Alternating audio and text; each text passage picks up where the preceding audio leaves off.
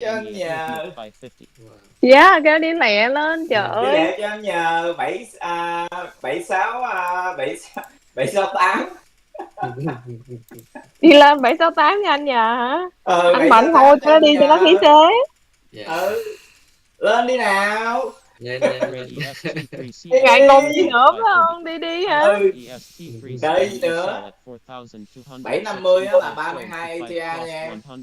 Dạ em cảm ơn anh. Giờ này vô lon được không Tiffany? Trễ rồi anh ơi. Để đây hả? Dạ, đừng có chê. Là trễ nhất là chắc lúc vô chỗ sợi dây đen nữa, lúc mà hồi nãy nữa. Dạ không, không phải đó không theo cái bài học của mình mà giờ anh đi là trễ rồi. Maybe anh ăn được có 750 vài điểm. ở trên đấy nó có cái đường, kháng cự nha. 750. Liquid đó luôn nha. 750. Trời ơi đi lẹ lên. Tiếp có tiếng tiếp đó là thấy có mà bữa nào mà có tiếp cổ vũ là thấy ngon lành rồi. Ngon làm hay không mà thấy nó slow down rồi kìa. Anh ra rồi nha. Anh ra rồi. Mình xong rồi hả? Hit target rồi hả?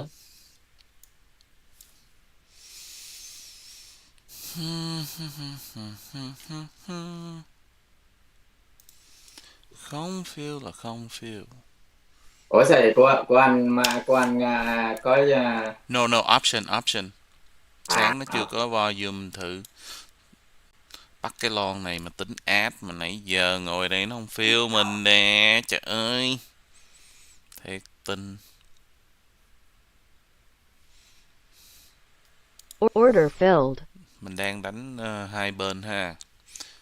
Kiếm đánh con lớn cái đã.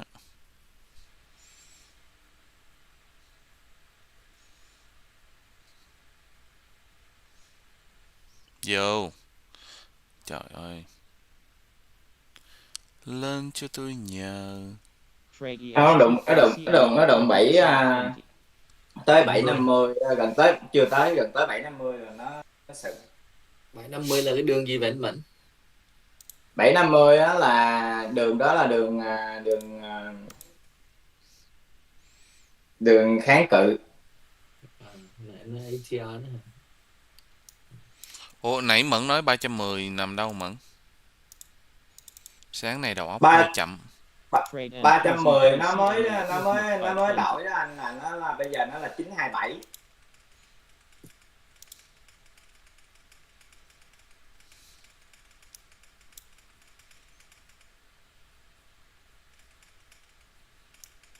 Ủa 310 cũ kìa. 310 cũ á là Mẫn 860. 860 hả? Mẫn chụp cái hình. Dạ. 860 chụp cái hình của cái 310 của Mẫn cho anh coi được không Mẫn? Rồi em gửi qua rồi. Ồ gửi rồi hả? Chứ chà. Dạ. Quá ngầu.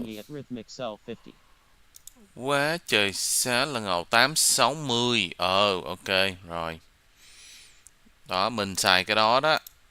Đó 860 coi nó đập xuống bao nhiêu nhát ha. Rớt xuống đây. Trời ơi 200 điểm. Chứ chà. Đi lẹ cho tôi Lên nhờ. Thiếp ơi, kêu nó lên đi. Đi lẹ cho tôi Lên nhờ. nè trời. Còn giữ. Lên. Lên lẹ. Chù chà luôn. Lên cho chị nhờ, lên cho chị nhờ. Em đang chờ nó lên thằng Phượng Hoàng nè. 765 là nằm ở đâu ta? Anh cũng anh mới vô lại, anh 765. Anh vô lại hả? cái target của nó là ngay chỗ Phượng Hoàng luôn á. Order submitted. Nha, em đang giữ nó nè. 765. Hồi nãy cái đó nó sừng rồi nó rớt lại rồi cái anh ra rồi nó rớt xuống chút xíu, anh lên lại, anh vô lại. Vô lon hả? Vô lon hả anh Mẫn? Đi lẹ. Anh Mạnh cổ vũ nó phi ngựa. Lên 14. Nếu mà vô lo bây giờ là tới mà Phượng Hoàng là cái target nha. Dạ. Lên đó đập lên luôn. 14. Đập mạnh lên. 14 760 760 14 7 Lên. Vô ngay 750 rồi. Bảy nó phải đánh qua 750 này nó mới bay lên được. Dạ, đúng rồi. Đánh 750 này nè. Đi đi Order nữa. submitted. Trời ơi, em còn một con. Đi chút xíu nữa. Đi cho nhà mình nha. Đi lên. Lên cho cả nhà Order cùng nhau. submitted. Lên. Ok nha, enjoy nha ha. Rồi mình sẽ quay lại trong vòng 3 phút. Chà, làm ơn chạy cho lẹ chút tươi. Nhưng về dự kiến là nó lên cái ô tròn anh Andy mới vẽ nữa hả? Cái ô vàng á. Ôi trời Rồi. ơi.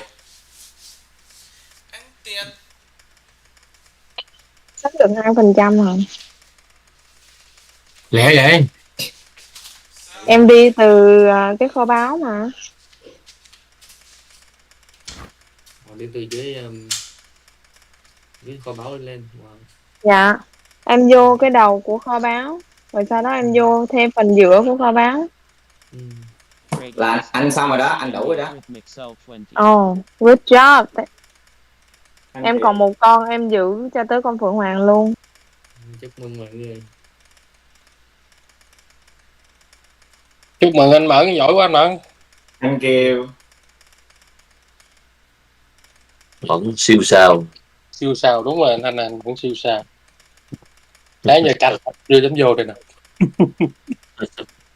Không sao lại trải chuyến này thì còn từ đây còn nhiều cơ hội mà đừng lo. Đúng rồi, đừng có chạy theo con đò nó đã đi. Đừng chạy theo, cứ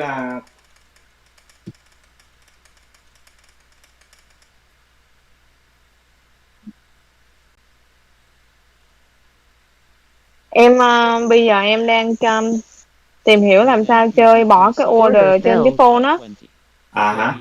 Nãy á, em đi á là tại vì em bị kẹt cho nên em không có cái on cái máy được, thế là em bỏ cái order trên cái phone á, là nó hết em. Lên trời ơi, anh Mạnh nó sắp đụng em rồi. Lên lẹ cả nhà Lên cổ vũ lên. đúng không? Order Đúng filled. em. Chu cha nó còn một. Đụng nó mới đụng á. Đúng. Hai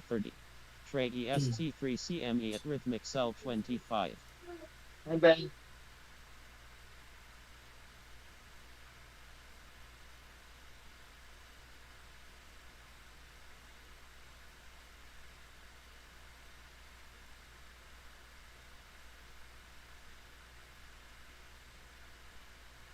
Trade ST3CME at rhythmic by 40.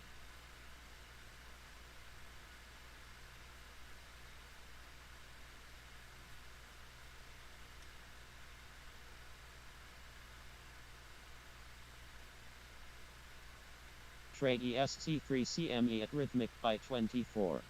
Trade EST3CME at rhythmic cell 27. Hồi nãy khoảng ăn được khoảng 50 điểm. at rhythmic by 57. Trade EST3CME at rhythmic by 41. Trade EST3CME at rhythmic by 28. Iceberg EST3CME buy at 4,271.25 crossed 104. Trade EST3CME at rhythmic cell 100. Trade EST3CME at rhythmic cell 27. Trade EST3CME at rhythmic cell 25. Trade NQZ3CME at rhythmic by 35. Trade EST3CME at rhythmic cell 24. Trade EST3CME at rhythmic cell 53. Trade Rồi xong nó đụng em rồi. Oh, good job. Congratulations. Của mình còn xíu nữa đụng này, chưa chịu nữa.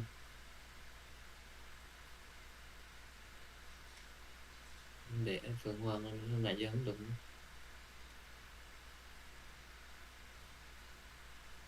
Ủa anh Khánh nó đụng Phượng Hoàng rồi mà. Phượng Hoàng của anh Khánh nó giá nhiêu vậy? Hôm nay mình set để cho Phượng Hoàng. Còn Phương Hoàng giá 762. Đúng rồi, nó đụng rồi. Trade EST3CME at rhythmic by 100. Trade EST3CME. Còn Phương Hoàng này giờ đi short lại được hả? Theo bài bản mình có thể short một contract nha anh, nhưng mà giá thị trường nó sắp mở cửa rồi, anh thấy 9:25 rồi kìa. Mình nên tránh ha. Vâng. Trade EST3 CME at rhythmic by 29. Rồi, xong xuôi, ba thằng lớn ra hết rồi. Trade EST3 CME at rhythmic cell 25. Giờ này chơi nhỏ nhỏ.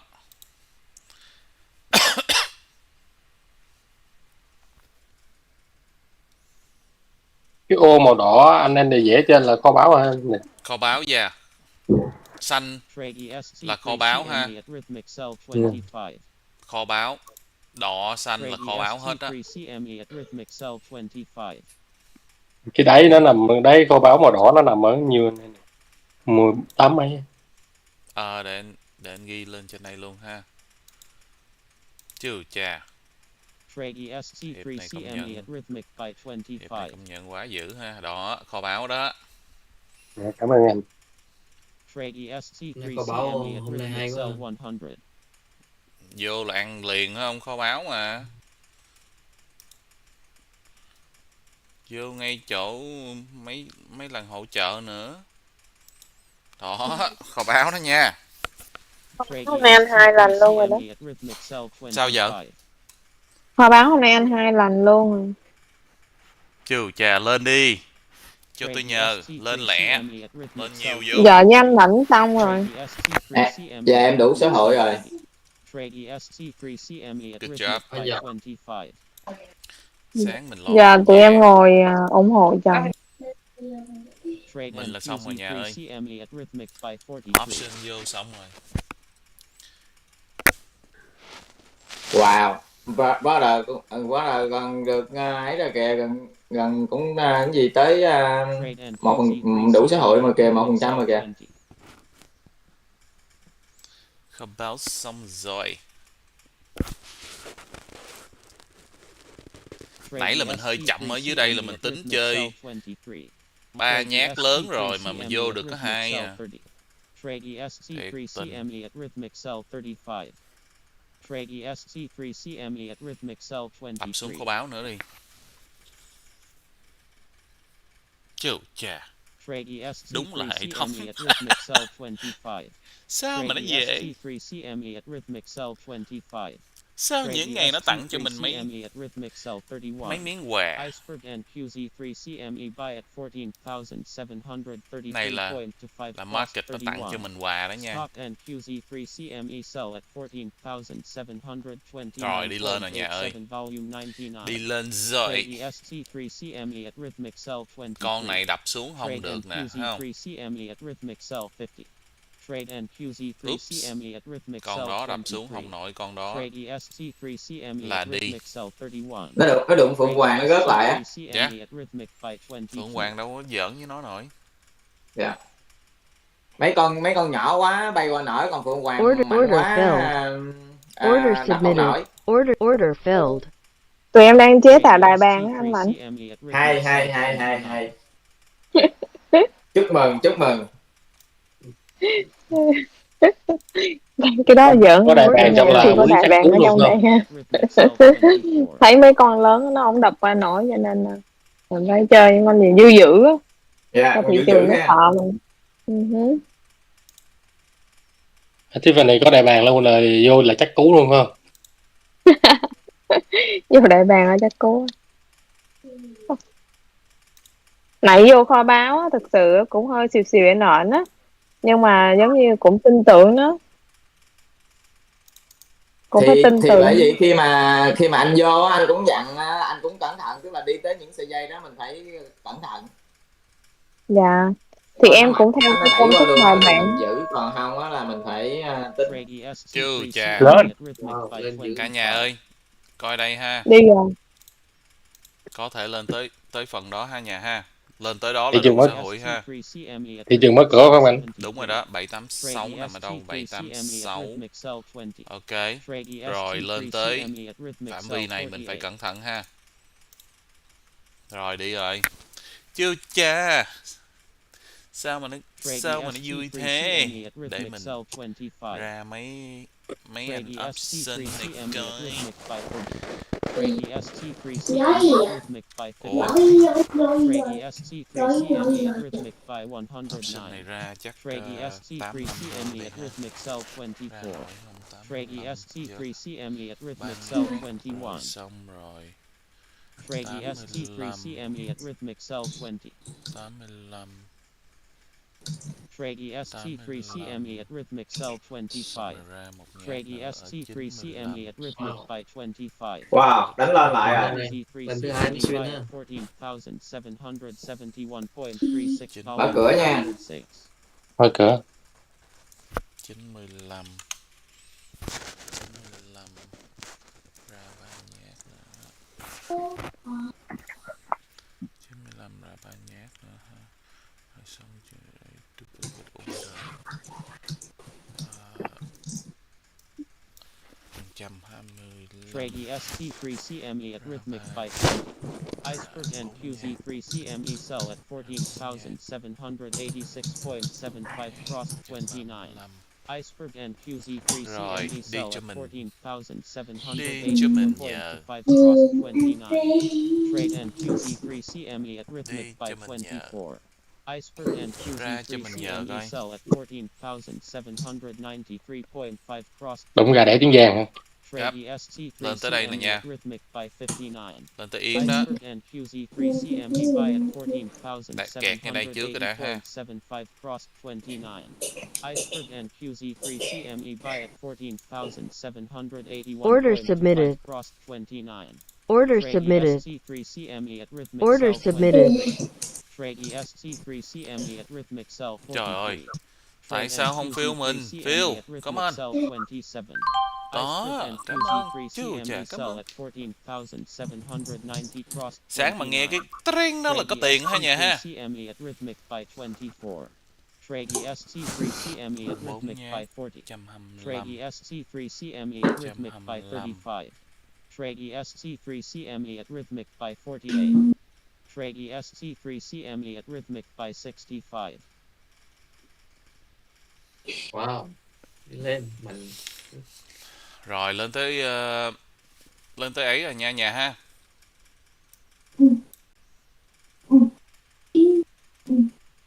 Trade and QZ3 CME at Rhythmic Cell 20. Iceberg and QZ3 CME buy at 14,780.75 cross 32. Iceberg and QZ3 CME buy at 14,780.25 cross 32. Đập Trade qua. and Lý Liên Anh ơi, QZ3 em nghe không Lý CME Liên at Anh? Rhythmic Cell 50. Trade and QZ3 CME at Rhythmic Cell 206. Em cái góc bên tay ở trên cùng á có cái mũi tên á, em bấm vô cái mũi tên á, cái chart của em á. Ủa, bị gì vậy? Em nghĩ là Lý Liên mua cái chart á, nó bị ấy quá, nó zoom out Cái quá F này nhỏ. nè Lillian, đây nè. Cái chữ F bên tay phải đó Lillian. Góc phải nè. Cái đó là bạn mình nha, nhớ nha. Đụng vô mà chạc mình nó đi tứ lung tung á. Dạ mình bấm cái đó. Em bấm vô đó, cái chart nó sẽ mở lớn lên, nó trở về phần đèn của em, nó tại em mua cái chart nó zoom in quá nhỏ, nó không nguyên cái màn hình á. Dạ.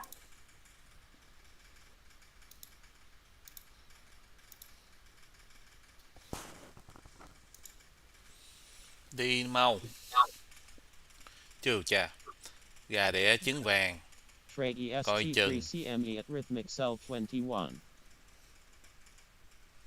Coi chừng ha nhà ha, gà đẻ trứng vàng có triệu chứng ha.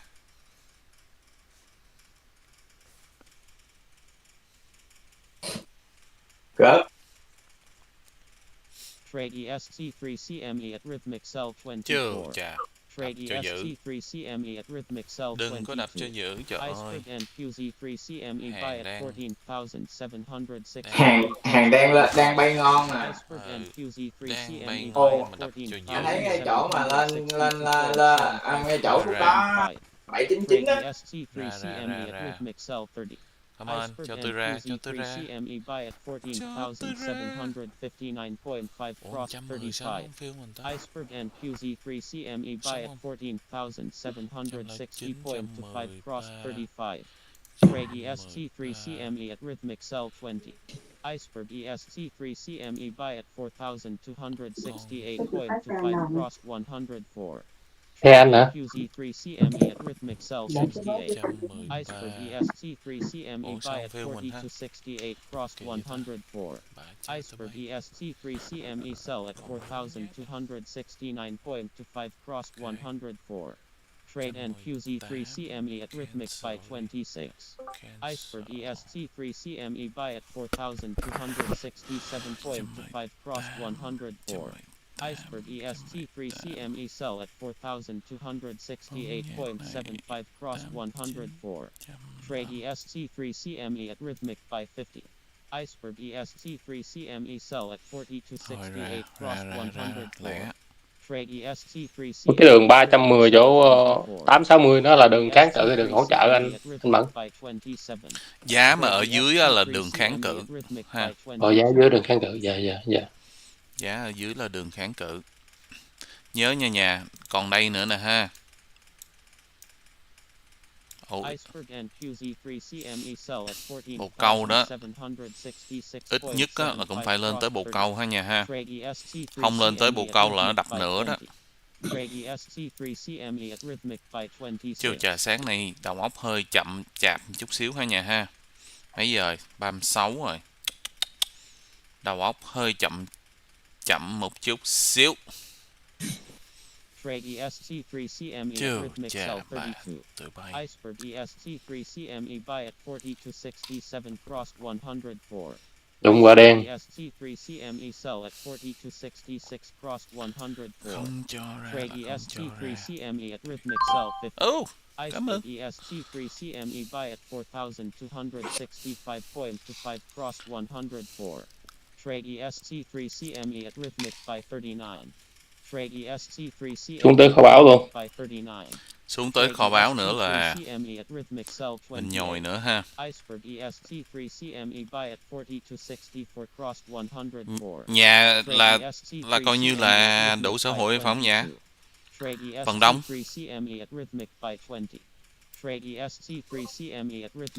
Có ai chưa đi tới đâu không? Anh Khánh sáng giờ vô sao bạn Khánh? Dạ cũng hồi nãy vô cái đánh lên một cái anh được 15 điểm, cái kia anh được 30 điểm. Good job, chúc good mừng. job. Đủ chưa? Đủ số chưa? Dạ đang có. Stop and QZ3CME sell at 14,734.5 volume 50. Ok, mình gán mình ăn lên tới đây ha nhà ha. Nếu mà nó không đập qua được gà đẻ trứng vàng này á, là có chuyện lớn á ha.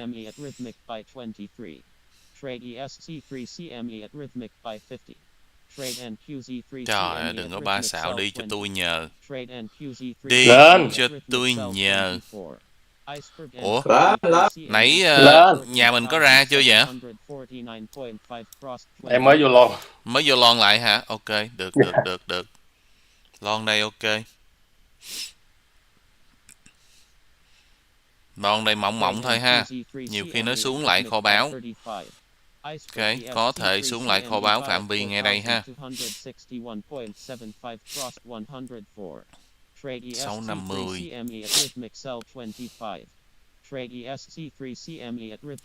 Ra cho tôi nhờ. Hai nhé. Sao? Bà cha sáng tụi mày không có phiêu, tao là không có phiêu. Đang live. Ồ. Đang live mà chửi sùm trời đất. Xin lỗi nha cả nhà.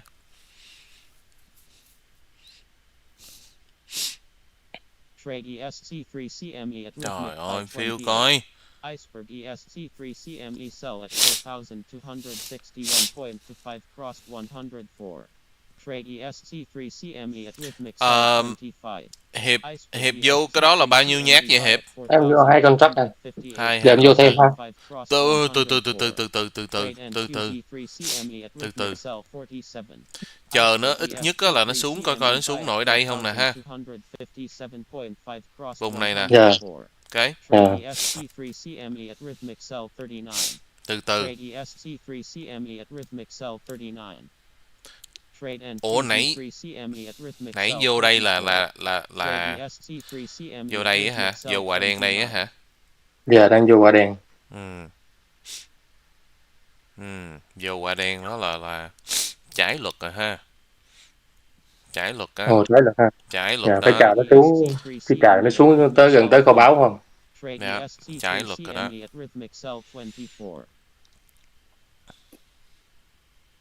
Không phải là đụng dây đó là mình đang, lúc nào mình cũng đánh ha. Chờ đi. Bao giờ anh vô thì vô. Chờ xuống kho báu rồi đánh lên nè. Đúng như vậy. Nếu mà xuống kho báu trong cái phạm vi này nè ha, đó là mình sẽ có xà bông gội đầu ha. Iceberg ESC3 CME sell at 4,258.5 crossed 104. Iceberg ESC3 CME sell at 4,259.5 crossed 104. Trade ESC3 CME at rhythmic by 20. Iceberg ESC3 CME sell at 4,262.5 crossed 104. Lên cho nên đi nhờ. Lên cho cả nhà mình nhờ coi cây này ha. Coi cây nến này ha. Vô nha. Order filled. Order filled.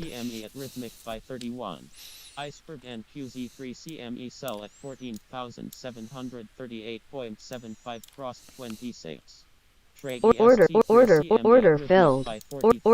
filled. Lên cho tôi nhờ.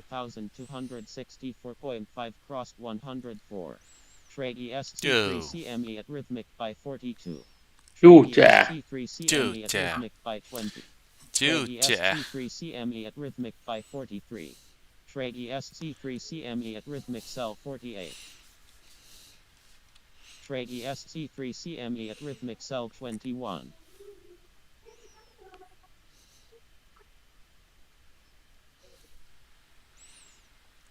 Lên, cổ vũ lên anh Mẫn ơi. Lên. Đi mau. Đi mau. Đi mau. Đi mau cho tôi nhờ. Ok, lên tới gà đẻ trứng vàng lần thứ hai, cẩn thận ha.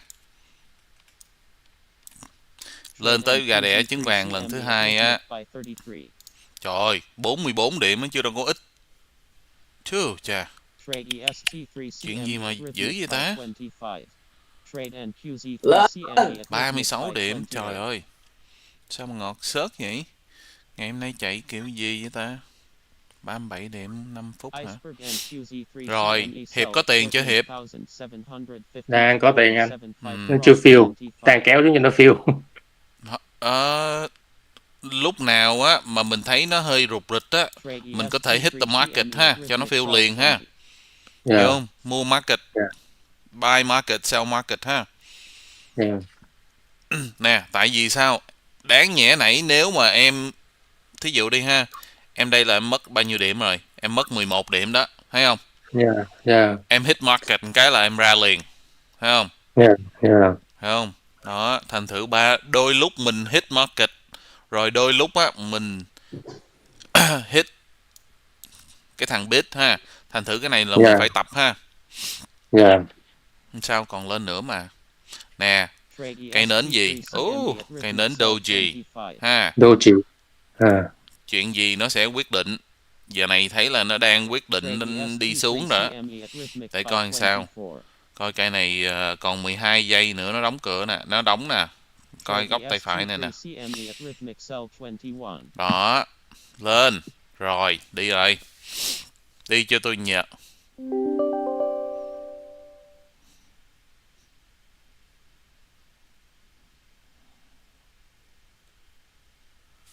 Cái chuyện gì vậy ta? Sáng nay có họp gì mà sao chúng kêu mình? Bây giờ ôi trời ơi, tụi này ba xạo thiệt.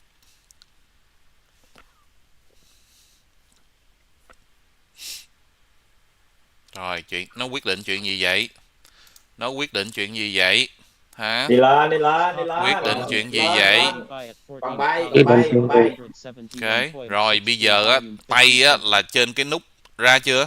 Top EST3 Wow. CME buy at Ra chưa Hiệp? 4,268. Dạ em ra hit được một cái rồi. Ok. Em đang dí theo nó. Ok, bây giờ như nè. EST3 CME Tay á là sell trên cái nút để bấm close ha. Trade and Bao giờ Dạ. thấy rụt rịch á là close ha. Dạ. Trade EST3 Ok, mà gán á, ăn lên tới phạm vi này nè. Đó, gán ăn lên tới phạm vi đó với lại cái dây đỏ đó đó. Kháng cự ngay đây ha. Dạ. Đó, gán ăn lên những cái kháng cự đó, đập qua đây á là đi luôn nè. Rồi xong anh.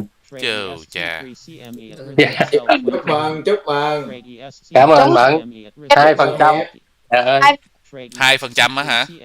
Dạ. Chứ chà, sao nhà này ăn 1-2% giống như là trò chơi nít vậy ta? chuyện sao mà sốc dữ vậy đó. Hình như là hôm nay là ngày đầu tiên anh Hiệp live đó. Đúng Ủa rồi. vậy đó hả? Ngày đầu tiên live Dạ. mà ăn 2% rồi đó hả? Dạ. Chứ- Em Chúc gửi mừng. qua cho anh Andy với Tiffany. Rồi bây giờ như nè, biết làm sao không? Hiệp biết làm sao không? Biết chuyện Em gì đóng xảy máy ra đi không? làm. Em đóng máy đi Đó. làm. Đó. Chứ Không. chà, bà chán ha. Ý, live, sorry. EST3 CME buy at 4,270.75 cross 104. Trade EST3 CME at Rhythmic by 52. Iceberg and QZ3 CME sell at 14,783 cross 25. Đó, Trade thiệt EST3 tình CME sự. at Rhythmic by 28. Chơi mình như vậy đó. Không, lên tới 14,769.75 cross 25. Iceberg and QZ3 CME buy at 14,700. Cho tôi ra. Đừng có ba xạo nữa, cho tôi ra là mình. Thôi em đóng sổ. Một ngày thứ 6 thật là tốt đẹp so far. Rất là ngọt ngào luôn. Rất là ngọt ngào, sáng sớm luôn. Còn đi ngược chiều thị trường nữa. Không, nhưng mà dựa vô kho báu của mình, bắt Thì đao nữa. rõ ràng, đâu có phải là sách vở là đi theo thị trường phải không? Đi theo trend, phải không? Thằng nào cũng vậy hết á. Cái con gà đẻ trứng vàng anh ngọt xớt, mà cái đó là cái V-shape nó đi lên á, em ra tại đó rồi. Trường chà, ăn tham có hậu quả. Thiệt tình luôn á. Ăn tham là có hậu quả của ăn tham. Lên, trời ơi. Đọc lên tôi nhờ. Thấy không? Cái này không phải là một sự trùng hợp được. Lên tới gà đẻ trứng vàng đó là khẩn. Order filled. Rồi kỳ này đập qua rồi. Cái này nãy giờ em vẽ mấy cái của anh trong cái màn hình, giờ em sell lại em mở lên nó có không ạ? Order submitted. Có chứ. Save lại là có chứ. Dạ, sell lại là có phải không ạ? Save lại là có hết á. Rồi cái ông Hiệp 2% rồi, giờ tới lúc mà phải đi làm việc rồi phải không? Dạ đi rồi. Chà, sáng sớm vô mấy 10 mấy phút, 12, 13 phút hả? Đúng là. Đúng rồi, chỉ có thể là M3 phải không? Chỉ có M3. M3. Trên thế gian này có bao nhiêu người biết được những cọng dây này?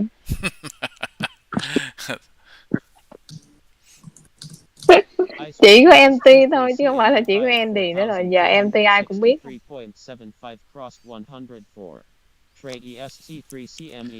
Trời ơi là trời, lên tới đó đáng nhẽ là mình bán đòi ăn tham, thiệt tình luôn. Chán không? Đó, bà tụi thiệt tình.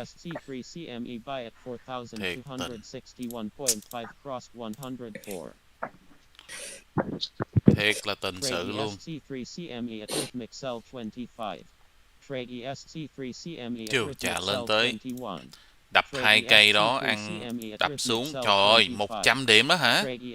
Mình có nhìn lộn không ta? 91. Cái này là sao mà 91? Nice. 91 điểm anh, đúng rồi. Trời ơi, có thiệt không vậy? Oh my god, sao chạy dữ vậy ta? Vậy là sáng giờ chưa có đo gì hết á. Trời ơi trời. Wow. Iceberg ESC3 CME buy at Hồi lên 40 to 50% 60 luôn. cross Thôi 104. lên tới đây rồi. ESC3 CME at Lên đó rhythmic cho by mình nhờ. 20. Iceberg Lên đó ESC3 cho mình CME nhờ. sell at 4,262.5 cross 104. Trade ESC3 Lên đó CME cho at mình nhờ rhythmic nha. sell Lần này lần thứ 25. 3 lên tới Iceberg ESC3 CME sell at 4,262.5 cross 104. lần này lần thứ 3 lên Trade tới ấy ha. ESC3 CME at rhythmic sell 25. Iceberg ESC3 CME sell at 4,260. Mẫn là đủ xã hội rồi phải không Mẫn? Chắc lâu rồi hả? Dạ em vô là ra là cái em ra trước mà thích em đủ rồi. Tới ngày hôm nay là ăn bao nhiêu ngày rồi Mẫn? Tính mà nếu mà tính tổng cộng luôn á là khoảng 45 ngày. 45 ăn 45 ngày liền á hả? Không thì ăn 45 most of the ngày. time 45 ngày á, nhưng Dạ. mà có một vài ngày là bị đánh bể đầu.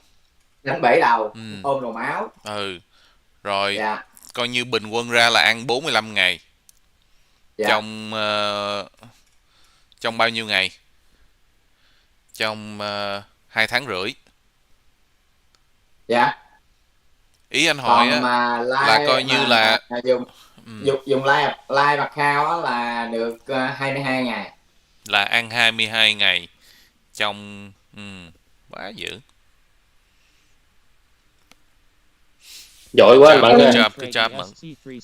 Em mới trả bài cho chồng. Trả bài gì vợ? Trả bài là giờ có làm homework và giờ xài đồ của M3. Xài đồ M3. Good job vợ. Chứ cha. Good job, Nãy cây kho báo đó em ăn được 80 điểm. Vợ ăn cái này á là vợ ăn. Ủa vợ chơi kỳ, vợ cái này 3% hả? Đúng không? Vợ ăn 3%. Actually hơn 3% đó. Từ từ ha vợ ha. Đừng sung quá ha. Không, nãy vợ đánh cái kho báo là thứ nhất là vô ở ngay đầu, thứ hai nữa vợ ăn một cái vô giữa, rồi sau đó vợ đánh cái con gà đẻ trứng vàng. Gà đẻ trứng vàng là thực ra là bonus thôi ha. Thế là vợ đánh gà đẻ trứng vàng, rồi tại vì tới con quạ đen Phượng Hoàng với gà đẻ trứng vàng là em át cái target 2% rồi, còn gà đẻ trứng vàng là bonus. Chà, quá dữ. Quá trời dữ. Cứ chớp vợ. M3 là quá dữ, quá ngầu. Good morning everyone. Mới vừa vô cái tự nhiên nghe quá dữ quá ngầu hoài trời. Good morning. Người ta đủ sở hữu hết trơn rồi mà. Trời ơi là trời. Vợ cũng phải đợi cho mình vô rồi mình mới coi làm sao, chứ chưa gì mưa vừa mới vô hay là tự nhiên quá dữ không vì trời sao chịu nổi trời. Vợ bây giờ vậy nè, vợ có thể chụp tấm hình nữa ha. Tại vì cái account của vợ đó là nó không có cái con số, thành thử không có chuyện gì hết. Vợ che đi chút xíu ha. Rồi cái cash value á, vợ đẩy qua bên tay trái, rồi chụp tấm hình đó cho bà con coi ha. Chuyện không phải là chuyện gì vợ. 5 phút ha. Coi như là che cái account number chút xíu, rồi che cái tài khoản chút xíu cho họ coi con số nó ra làm sao không? Cho thấy số 3% thôi. Con số trực tiếp đó là phải té ghế á. Thấy số kia té ghế hết. Té ghế á. Với lại cho coi á, là bao nhiêu phút không? Thấy không? Đại khái là như vậy. Thành thử mình có đồng hồ đồ này nọ sẵn sàng vậy nè. Bây giờ bao nhiêu người dám cho như vậy ha? Người ta phải có một cái sự sao không? Vậy là anh em sáng này là xong rồi đó hả anh em? Xong rồi hết trơn rồi. Quá ta xong từ quá lúc trời. Ta xong từ lúc mấy giờ, chắc 9 giờ 26 là là xong rồi đúng không cả nhà? Cỡ 9:30 hiệp á là xong cỡ hiệp chắc xong cỡ 9:45. Anh thì chưa xong. Anh đang ngồi chơi xơi nước. Nó bắt mình ngồi chơi xơi nước đây à. Tại muốn ăn tham là như vậy. Nhiều khi lát nữa đập vô mặt trước rồi nó cho ăn phải không? Còn mấy người ăn gọn lẹ là khác phải không? Đó, đập vô mặt. Nghe quen vậy. Ừ, quen lắm, mình hay có tật đó lắm, nó đập vô mặt trước nó cho ăn. Ăn mỏng mỏng thì không chịu. Sốc. Nó muốn em nó kệ nó muốn đập nhiều đập anh miễn nó cho ăn được rồi. Rõ ràng. Cẩn thận em ơi, có ngày te tua chơi đâu. Chuẩn bị tinh thần nha. Dạ cảm ơn Mẫn. Chuẩn bị tinh thần te tua. Bây giờ chờ về kho báu đánh lại không? Đánh cho em. Kỳ này á cho nó vô trong phạm vi này ha. Gán cho nó vô trong phạm vi chính giữa nè. Nếu mà nó vô không được á là chuyện nó sẽ mạnh ha. Còn nó mà vô được á thì chuyện tốt ha nhà ha. Ai nói rằng kho báu không có ăn được? Ai nói rằng kho báu nó đụng nhiều lần quá nó có bị giảm cái hiệu lực không anh? Không, kho báu đụng nhiều lần càng tốt á. Nhất á, là nó đụng trong cái giờ trước khi còn sớm á. Có cái situation nào mà nó làm cho cái kho báu nó sẽ không có hiệu quả bằng thí dụ như có một cái lý do gì để mà nó có thí dụ news không? Thì thí dụ bây giờ có news ngay tại chỗ bây giờ có thể là nó sẽ đập qua kho báu ha. Còn chứ bình thường á là sẽ không có đập được qua kho báu. Ok, so chỉ so news. Okay, got it. Mấy cái tất cả những cái gì mà có lợi thế ha mà tính ra được news á, là nó sẽ trump mấy cái đó hết ha. Ok. News á, là không có ai predict được chuyện gì xảy ra.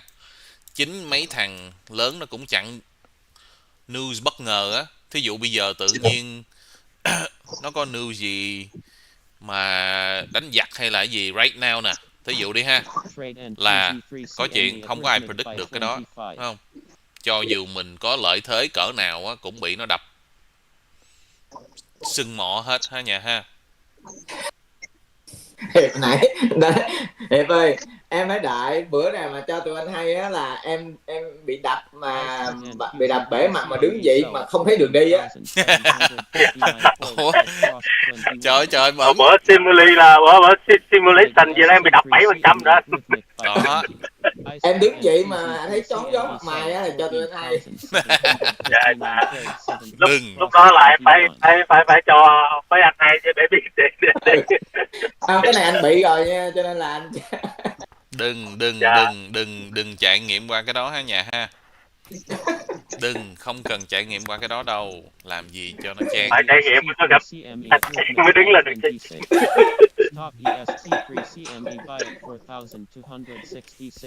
Lúc đó nằm luôn không kịp cứu chứ đứng.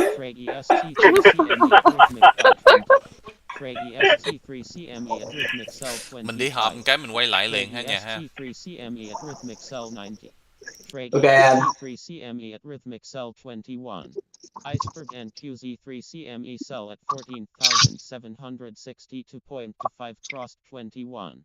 Trade EST3CME at Anh Mạnh thấy nó giống đang form cái thằng W không anh? Good morning. Em nói sao? Anh thấy nó giống như nó đang form với W. Hi, how are you?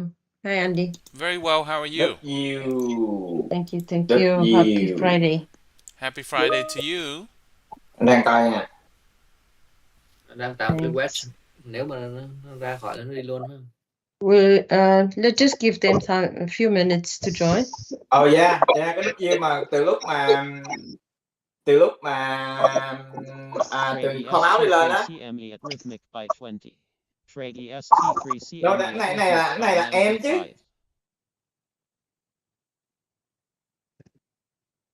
Anh thấy em á là từ lúc mà kho báu đi lên á.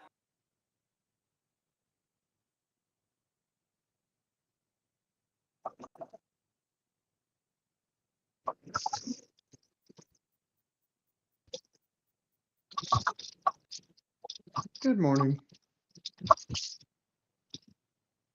Good morning, Fitz. I think Mac and Derek, are they on this call? Yes. Yeah, I think they're in. I think there's no Karen meeting. So sáng nay Khánh có vô contract nào không Just Khánh? like that. You got magical powers, Pete. Magical It's like when I call my children, they just come just like that. Yep. Hay quá. They say, what would you like me to do? Good morning. Morning.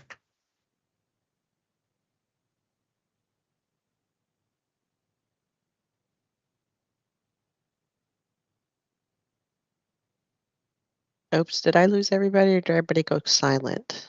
Everybody went silent. I think we got silent. Okay, went good. silent. I think we got the whole team here. We're ready to go. Yeah, so Yes. Salam, I think I asked you to pull this one together, right? To talk through the data encryption? Yes. Okay. All right. Hold on. Yeah, I'm trying to connect and just share my screen. Oh, okay, good. I'm going to go grab a cup of coffee. Obviously, I need a second cup. I'll be right back. All right. Trade EST3 CME at Rhythmic Cell 20. Sáng cái volume nó bự giờ nó Trade chạy EST3 CME at 11 giờ Rhythmic Cell 25. có ai đó trong fast speak.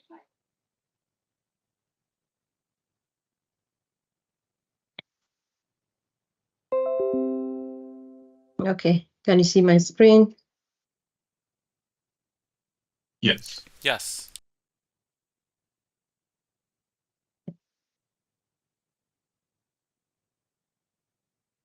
Trade EST3 CME at Rhythmic Cell Okay. 25. Should we wait for Rose or just start? I think you can probably go ahead and get started. Okay. So TD for AWS overall, this is the encryption at rest, which means basically we are securing the data itself at the back end on the backup.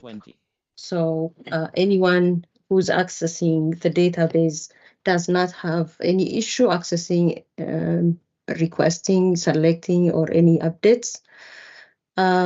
So what I have done so far is once, Derek, you have applied the encryption, enabled the encryption at the back end, I have pulled that encryption key and first tested on the test database on the dev environment and applied those encryption key to all database environment, then to QA, then production. So how do I do that? Derek, you know what you have done. Okay, Pete, you have a question? Yeah, for those of us that are coming into this not knowing what's been done, so already I see that this is in the hosted AD environment on AWS. Quick question, So which Tiff ơi, cái chỗ mà để sell contract mà màu xanh nó để sell MIT nó nghĩa là gì Tiff? Not familiar with what has even been done. So which AWS environment market là sell MIT what are we trying to do? So this is the environment, Dave, QA, and production. No, sorry, Salam. So this would be maybe more for Mac and Derek, but we've got 12 different AWS accounts. So what are we doing? Sorry, and not having any background, I'm going to ask some really basic questions. I apologize. I see Mac has his hand up, but I turned it on, so I'll at least speak to that aspect. It is, and backing up a little bit, there's been the broad broad initiative across all our platforms to have encryption at rest. And then obviously there's some interesting questions about encryption in flight, but that's a whole different conversation. So this is part of this. And so the request came in basically to go ahead in our environments and do the necessary steps on the SQL RDS instances, of which one is being showed right there, to enable their feature that does this. And it's enabled basically. It's a pretty straightforward process, frankly. It's not particularly difficult to do. It's done through adding an additional feature to the database option group, and basically then those settings that are there, and that option group controls things like the backup restore policy and etc. It also then enables TDE, transparent data encryption, and that's been done now on all three environments. I think they did it first on dev, tested it out pretty good. We're happy with it. Moved through the process. Anh không có hiểu bữa trước không hiểu là so basically now I'll let but a lot of the setting everything up and configuring it is driven from SQL itself, because it's really enabling a SQL feature. So I'm going to let Salam hold for a second, Derek. So which AWS account is this? I just said dev, QA, and prod. No. Which? So VDMS, or we're just of the five main big boy accounts. We have the VDMS, the VDSS, and then we have the dev, QA, and prod accounts. Right. So you're doing. Yeah. These are what we think of as workload accounts. Mình đâu có thấy cái line gì ở đó đâu, Khánh nói làm sao? 20 nó có cái line gì? So that instance there, Dev 1 is in the dev, obviously, same for QA and prod. So when you enable encryption, cái vùng thôi, nhưng mà there's no line there, right? For the SQL services, or is this something specific to the AWS account? Rồi nó qua rồi kìa, nó quánh qua rồi kìa. Just for the database, and more precisely, anh thấy không, ở specific database instance that you're looking at right there. Got it. And so you're using their built-in, so it's their keys. Yeah. Okay. That are associated with the AWS account. So access to those keys is provided through the AWS console. We'll see that shortly with Salam. Salam is going to actually show us the process by which he generated the keys, and then there may be some more conversations that come out of that. But I think that will sort of touch on some of the questions you have. Okay. And then I see Matt has his hand up. Go ahead. So maybe we circle back. Thì nếu mà nó lên lại mà double bottom có nghĩa là nó sẽ bullish lại. That'll probably help fill in some of the gaps. Okay. And actually, frankly, at the very tail end of this, because it'll only take a minute or two, just so everybody knows, I can probably display my screen and show the specific let me settings. Do you want to do that, But Derek? no, I'm actually curious, because I'll be honest, I want to be very transparent here. My involvement and steps on this were relatively straight. Bây giờ là cái hôm qua học cái nến là bây giờ là cái coi cái cây nến này nó làm gì nữa. I think Salam has done with what she's about to show us, and I'm going to guess that there might be a little Đó double bottom rồi đó, nó xuống không nổi nữa phải không? Rồi what would we have to do if we had to restore this? What would we need to know? It looks like it's a little SQL intensive. But I'll mute myself and let you go, Salam, and then the tail end I'll show that setting. Sorry, that was the different TDE that I was trying to understand. That was the transparent Derek encryption, but I think we've got a better idea now. There you go. Mark, do you have a question? I don't. I was just going to talk about the different environments, but Derek already covered it. Yeah, Okay. and then I see Rose had a question there, and I think we're going to discuss just that subject during this meeting, Rose, about, that'll be where we can bring some input to bear with Salam's work, where she's going to show us process, and then we're going to talk about the keys and then what might make most sense from a storage of the keys standpoint. Lilian ơi, Server, có etc. đang coi màn hình không? So thank you, Derek. So just to be specific for Pete clarification, even if the encryption is implemented in that specific server, if you don't apply it for a specific database, it's not going to be implemented. So that's a database specific encryption. Dạ em thấy rồi. that's implemented in this environment. So basically, you can Nhưng mà check the xưa quá, status if bữa the là nó không ai database mua is hết. encrypted or not via the script, or just go to the property itself and see if that database is Sẽ encrypted có or nhiều trải not. nghiệm mà. So let's see, if we go to this database property,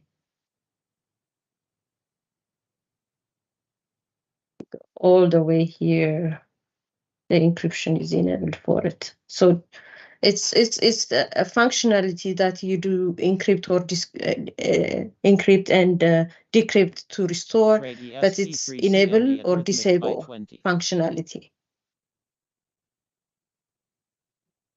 So quick question on that. If I just want, before you, sorry, that was a good point. So even before you did anything, that Mình mua cái feature option này ở flipped trên from disabled to enabled. COS But then hay là now mua you trên had to do these database specific steps to actually implement Ninja it. nó chỉ chuyên về future thôi em, không có option, không có chơi option yes. được. Mua Okay. cái For option example, của for theo this trên màn hình của anh Andy database, là cái đó là this cái is the first màn hình database that I của created TOS to á. implement the encryption, but I removed the encryption from Mình có try option here. không? Dạ không anh, It's em lúc trước có false. học You nhưng just need mà to turn it chơi không false, có thành công rồi em or you can bỏ. be Bây giờ enabled. thì But cũng đang first, học it lại needs nhưng to mà be chưa có chơi, the chưa có thật sự encryption chơi. needs to be implemented. Yeah. Dạ, giống như là theo anh Andy anh chỉ á, Gotcha, rồi thanks. Yeah. em cũng đang học nhưng mà But chưa how do I có get chơi the lại. encryption? Your step is very critical, Yeah. because if you don't enable it, the certification is not going to be generated for Em nói me sao? to pull it from the environment, right? Cái option đó là sao anh có thể So giải thích thêm cho em hiểu. Trade ESC3CME at Rhythmic Cell 23.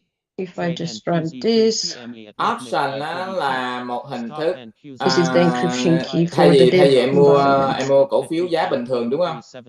The same is true for keyway, Mua cổ phiếu different giá number, thường and nhưng mà mình dùng cái option certification đó key, để mình and for mua production as well.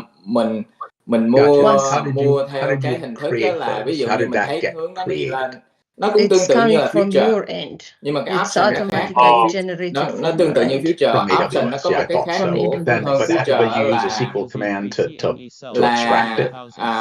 Yes, this is the command that you can mình có thể mình extract the chơi với lại key thứ nhất là chơi với lại bất cứ from stock the back market end. của Tesla. It's assigned for this Ví dụ như mình server. thấy là cái hướng Tesla đi lên If á I thì mình change the mua cái hướng connection lên, here to keyway Tesla mình hướng and xuống run the mà mình không phải same trả một cái script, let's just cái copy giá this share của cái stock đó. and run on keyway, we're gonna have a Nhưng mà different cái option key. nó khác, cái lớn đó là option là nó kêu bằng cái time decay, tức là ví dụ mình mua mà giá mà nó không có đi lên mạnh mà không đi xuống mạnh á, mà nó cứ nằm vòng đó mình cũng mất tiền đó. Order submitted. Tại vì cái option đó là khi mà thời gian nó That's trôi qua thì automatically generated cái from the option back đó end. mà stock nó không có But chạy á, là mình mất tiền, là assigned coi như là cái for giá trị của cái option đó nó specific sẽ environment. nó giảm từ từ. Yeah.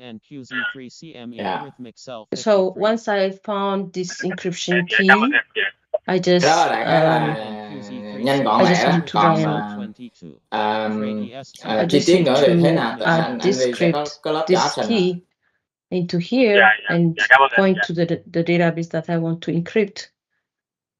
Then you can check if alter the database to the encryption on, then check. Order filled. That's pretty much the process. Once this is implemented, you can go into the property and see if it is encrypted or not. Sorry em bé. Đây là lần thứ 3 nó đụng gà đẻ trứng vàng. It is true. Cái cơ hội nó đâm. You can turn it off from here dây gà đẻ trứng vàng to false once the encryption is implemented and enabled at the back end. Là lúc nó lên tới đây á, nó đi mạnh không? Order filled. Any question?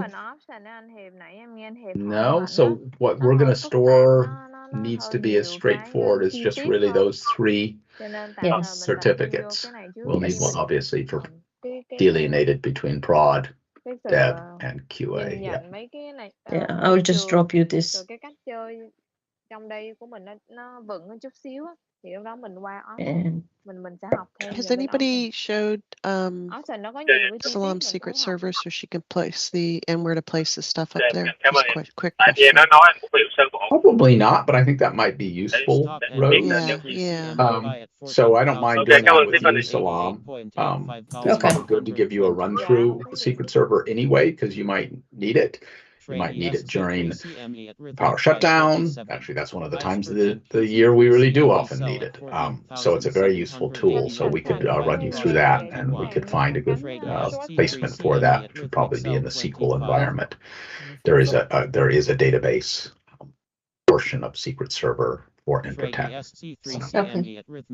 Now, but before I take that, is it everybody? Does everybody on board with that? Is that does that seem like there's a good consensus? Is we need to store these? I mean, Salam will put in a little bit of data. For example, we'll show what they basically pertain to each SQL instance, et cetera. But does everybody agree that that's a good solution from storing this?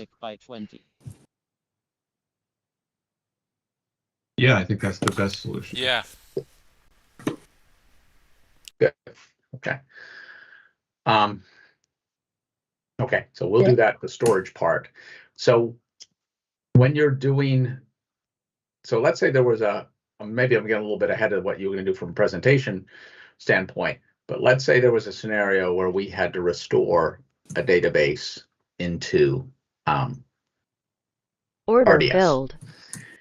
What's the procedure around that? I mean, what do we have to do to make that work? so we're gonna use the same encryption key Order to filled. restore. It will Okay. request you Order filled. to provide that the same script for the same environment. You know, you have different encryption key, so it's environment. Yeah. So turning off TDE process. This is the process, the encryption key. How to Order turn it submitted. off. Apply the key. Order and just, submitted. Okay. And I might suggest, and I know we've talked about this before, so it's not my idea. I Order think it's been submitted. suggested by more than one of the team. Probably after the power shutdown, let's do a test restoration into AWS, which we haven't done much of, to be perfectly honest.